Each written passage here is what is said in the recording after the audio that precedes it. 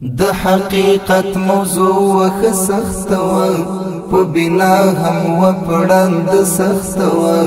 په ما خو غږ د یار د مرګ شوی و ځکه مې هغه وخت په زړه سخت و د حقیقت موضوع وخ سخت و په بنا هم و پړند سخت و په ما خو غږ د یار د مرګ شوی و ځکه مې هغه وخت په زړه سخت و زما وجدان مسره نه منله